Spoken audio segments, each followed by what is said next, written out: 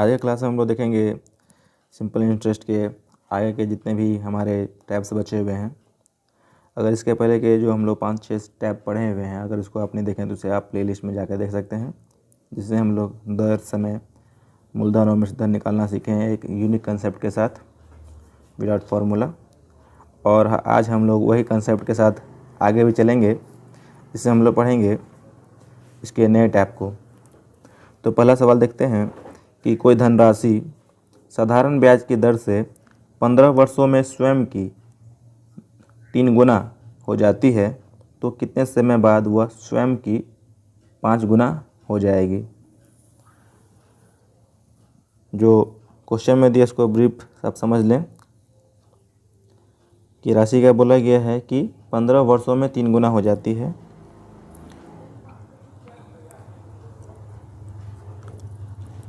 तीन गुना टाइम दिया है 15 ईयर्स, 3 गुना हो जाती है 15 वर्षों में। और क्वेश्चन पूछा जा रहा है कि कितने समय बाद वह स्वयं की 5 गुना हो जाएगी। 5 गुना के बारे में पूछ रहा है, तो 5 गुना होने में उसको कितना समय लगेगा, यही आपका क्वेश्चन है। जब ये हो असाधारण ब्याज SI का बात किया गया है, तो जब भी इस तरह का प्रश्न है तो उसको आपको जो जितना गुना होने का बात किया गया है उसको एक कम करके लिखेंगे। मतलब आपको कंसेप्ट यहाँ यही समझना है कि यहाँ तिगुना का बात किया गया है, तो जब हम लोग इसको क्वेश्चन को सॉल्व करेंगे तो आपको दुगुना लेना है। मतलब दुगुना हो रहा है 15 ईयर्स 15 वर्षों में, तो 5 गुना फिर क्या करेंगे, एक कम करके लेंगे तो 4 गुना हम लोग मानेंगे। तो 4 गुना होने में कितना टाइम लगेगा, तो हो जाएगा 15/2 × 4, 2 दूनी का 4, 15 दूनी 30, मतलब कितना आपका आंसर हो जाएगा, तो 30 वर्ष। तो इस तरीके से हम लोग इस तरह के प्रश्नों को बनाएंगे। ठीक है, चलिए आगे के कुछ और इसी तरह पर आधारित और भी प्रश्न देख लेते हैं। चलिए फ्रेंड्स, इसी टाइप पर एक और प्रश्न देख लेते हैं। उसके बाद हम लोग टाइप चेंज करेंगे और उस पर आधारित नए प्रश्नों को देखेंगे।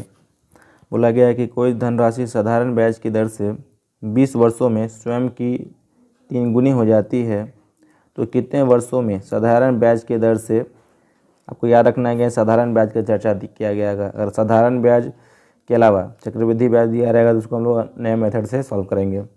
तो साधारण ब्याज की दर से स्वयं की दुगनी हो जाती है, कितने समय बाद दुगनी हो जाएगी। ठीक है, तो मैंने क्या बताया कि कंसेप्ट मैंने यही बताया कि जो गुना दिया हुआ है कितने वर्षों में, तो तिगुनी बताया गया था, हम लोग क्या लेंगे, यहाँ दुगनी लेंगे।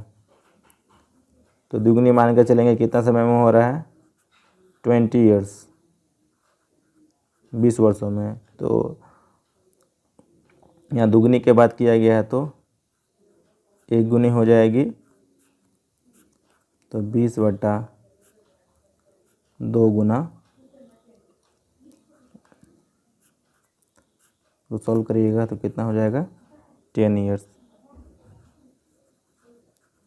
तो 10 वर्षों में वह राशि स्वयं की 2 गुनी हो जाएगी। बस आपको ध्यान रखना है कि जब तिगुना बात करें तो हम लोग लेंगे 2 गुना। ठीक है, मतलब एक कम करके आपको लेना रहेगा।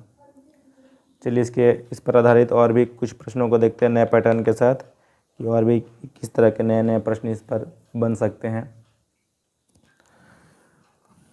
चलिए फ्रेंड्स, अगला प्रश्न देखते हैं कि 2 विभिन्न बैंकों से 500 रुपया पर 2 वर्षों में प्राप्त होने वाला साधारण ब्याज का अंतर दिया है 2.50 रुपया। उनकी ब्याज की वार्षिक दरों का अंतर हम लोग को निकालना है। मतलब 500 रुपया पर 2 वर्षों का साधारण ब्याज का अंतर दिया हुआ है और हमें दर निकालना है कि वार्षिक दरों का अंतर कितना हो जाएगा। तो जैसा कि हम लोग पिछले पैटर्न पर समझे थे, उस वही पैटर्न को फॉलो करेंगे। 500 रुपया मूलधन है, दर हमें बताया गया है, फाइंड आउट करना है, और समय कितना बोला गया है, 2 वर्ष। तो इसके पहले और यहाँ दिया है साधारण ब्याजों का अंतर, SI बराबर कितना दिया है 2.5। तो देखिए दर बराबर क्या होता है, 1 वर्ष का 100 रुपया का ब्याज होता है, ये दर के बराबर होता है, यही दर कहलाता है। तो यहाँ 2 वर्ष का बात बोला गया है तो हम लोग 1 वर्ष का निकाल लेंगे। तो 1 वर्ष का कितना हो जाएगा डिवाइडेड 2 तो हो जाएगा 1.25। तो दर निकालने के मैंने क्या बताया था कि 1 वर्ष का जो साधारण ब्याज होगा 100 रुपये का साधारण ब्याज डिवाइडेड बाय हम लोग मूलधन करेंगे। तो 1.25 डिवाइडेड बाय 500 गुना 100, यही आपका क्या हो जाएगा दर। 2 जीरो से 2 जीरो कैंसिल हो जाएगा और 25 पंच 125, ये तो हो गया 0.25%। ये आपका हो जाएगा ब्याज की वार्षिक दरों का अंतर।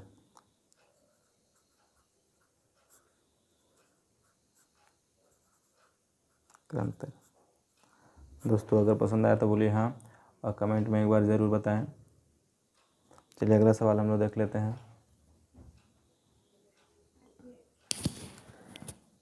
चलिए फ्रेंड्स अगला सवाल हम देखते हैं कि यदि किसी बैंक की प्रतिवर्ष साधारण ब्याज की दर 5% से 3.5% हो जाती है, मतलब 5% से घटकर 3.5% हो जाती है,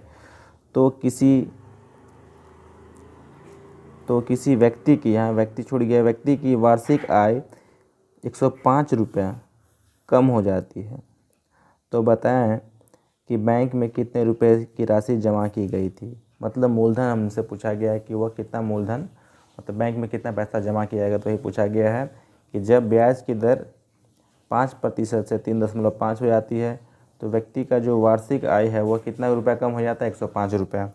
तो बनेगा सेम ही जैसा कि हम लोग इसके पहले के वीडियो में पढ़ चुके हैं, सवालों में पढ़ चुके हैं। तो इसके पहले के सवाल को देखने के लिए आप प्लेलिस्ट में जाएं और देख सकते हैं। तो क्या बोला कि इसको हम लोग देख लेते हैं। तो 5% से घट के 3.5% हो जाता है और समय कितना बोला गया है, 1 वर्ष में। SI कितना हो जाता है 105 रुपये कम, मतलब ब्याज कितना कम हो जाता है, 105 रुपये से कम ब्याज मिलता है। तो SI का मतलब मैंने आपको बताया था, SI बराबर होता है 80%। तो 5% से कितना यहाँ, मतलब कि अगर SI का अंतर देखा जाए प्रतिशत के रूप में तो 1.5% हो रहा है और 101.5% मतलब SI कितना हो रहा है, तो वैल्यू के रूप में 105 रुपये है। मतलब 1.5% का वैल्यू कितना है, 105 रुपये। तो हमें निकालना है 100%। मैंने बताया था कि जो मूलधन के जो गणना है हम लोग 100 पर करते हैं। मूलधन को हम लोग क्या मानते हैं, 100 मान के चलते हैं, तो इसकी गणना हम लोग हमेशा 100 पर करेंगे। तो 100% का वैल्यू निकालना है, तो 105 बटा 1.5 इंटू 100, 15 7 105, कितना हो जाएगा 7000।